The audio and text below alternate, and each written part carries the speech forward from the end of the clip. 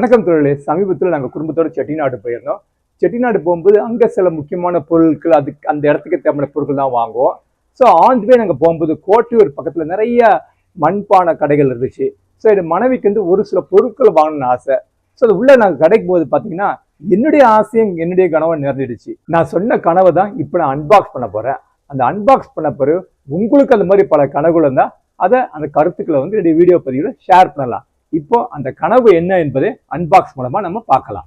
30 வருஷத்துக்கு முன்னாடி அந்த கனவை நிறைவேற்றினேன். இப்போ சமீபத்தில் அந்த கனவு மீண்டும் எனக்கு ஒரு புத்துணர்வு கொடுத்தது.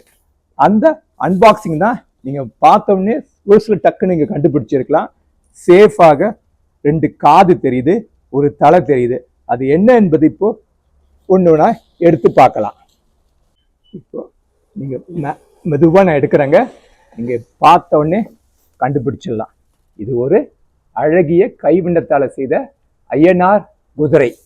வாழ்க்கைக்கு நமக்கு எப்படி ஜோடி முக்கியமோ அதே மாதிரி குதிரைகளுக்கும் ஜோடி முக்கியம். ஸோ நான் வாங்கும்போது ஒரு ஜோடியாக தேர்வு பண்ணேன். நான் பல பாட்டரி கடைக்கு போயிருக்கேன். போகும்போது பார்த்தீங்கன்னா இந்த மாதிரி ஒரு ஃபினிஷ் ஐயனார் குதிரை நான் பார்த்ததே கிடையாது. இதை ரொம்ப நேரமா நான் பார்த்து ரசிச்சு தான் இந்த குதிரையை நான் தேர்வு செய்தேன். ஒவ்வொரு கலை நுணுக்கும் பார்த்தீங்கன்னா மிக தெளிவாக செஞ்சிருப்பாங்க. அந்த கழுத்துல இருக்க சின்ன சின்ன குண்டுகள், அங்கு கீழே தொக்கக்கூடிய மணிகள், ஒரு அலங்கார குதிரையை வந்து சத்ருவமாக நமக்கு ரசிக்கும்படி செய்திருக்காங்க. பொதுவாக பார்த்தீங்கன்னா ஒரு சில பேருக்கு வந்து சில மூட நம்பிக்கை இருக்கும். வீட்டில் அந்த மிருகம் வைக்கக்கூடாது, இந்த மிருகம் வைக்கக்கூடாதுன்னு. மனுஷங்கிட்ட தான் மிருக குணம் இருக்கும் ஒழிய மிருகத்துக்கிட்ட வந்து இந்த மிருக குணமே கிடையாது. நம்ம அதுக்கு இடைஞ்சல் பண்ணும்போது அதோடைய மிருகத்தனத்தை காட்டும். ஸோ நான் அந்த குதிரை ஏன் தேர்வு பண்ணா என்பது, இந்த குதிரை வந்து நமக்கு ஒரு கலைக்காக தேர்வு பண்ணியிருக்கேன். எவ்வளோ வந்து அழகா அந்த காது, மூக்கு, முகம், உடம்பு, வாலெல்லாம் மிக மண்பானத்துல மிக தெளிவாக செய்திருக்காங்க. மண் வந்து நம்முடைய பண்பாட்டோட கலந்துருக்குது.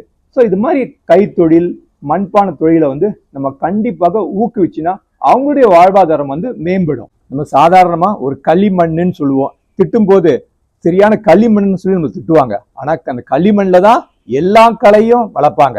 ஸோ நம்ம வந்து கலைக்காக இந்த பொருட்களை வாங்கி வீட்டில் நமக்கு முடிஞ்ச அளவு அழகு சேர்க்கலாம்.